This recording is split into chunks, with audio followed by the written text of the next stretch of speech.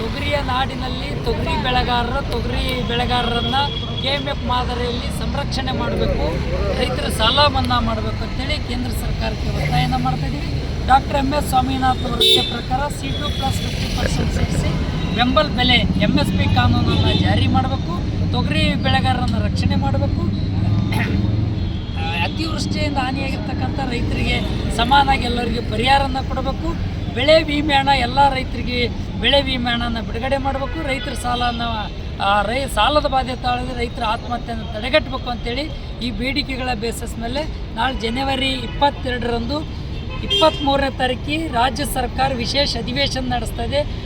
AB Ramji ವಿಷಯಕ್ಕೆ ಸಂಬಂಧಪಟ್ಟಂಗೆ ಮನ್ರೇಗ ಉಳಿಬೇಕು ಅಂತೇಳಿ ಆ ವಿಶೇಷ ಅಧಿವೇಶನ ಸ್ವಾಗತ ಮಾಡ್ತೀವಿ. ಆದರೆ ತೊಗರಿ ಬೆಳೆಗಾರರ ಬಗ್ಗೆ ಆ ವಿಶೇಷ ಅಧಿವೇಶನದಲ್ಲಿ ಚರ್ಚೆ ತಗೊಂಡು ಒಂದು ತೀರ್ಮಾನವನ್ನು ಮಾಡಬೇಕು, ರಾಜ್ಯ ಸರ್ಕಾರ ಇನ್ಸೆಂಟಿವ್ ಘೋಷಣೆ ಮಾಡಬೇಕು ಅಂತಕ್ಕಂಥ ಮಾತನ್ನು ಆಗ್ರಹಿಸಿ ಕಲಬುರಗಿ ಜಿಲ್ಲೆಯ ಜಿಲ್ಲಾಧಿಕಾರಿ ಕಚೇರಿ ಮುಂದುಗಡೆ ಹಗಲು ರಾತ್ರಿ 22-23 ದಿನಗಳ ಕಾಲ 2 ದಿನ ಎತ್ತಿನ ಗಾಡಿ ಮತ್ತು ಟ್ರ್ಯಾಕ್ಟರ್ಗಳನ್ನು ಬಿಟ್ಟು ಸುಮಾರು ಜನ ರೈತರನ್ನು ಸೇರಿ ಪಕ್ಷಾತೀತವಾಗಿ ಜಾತ್ಯತೀತವಾಗಿ ಈ ಹೋರಾಟ ನಡೀತಿದೆ.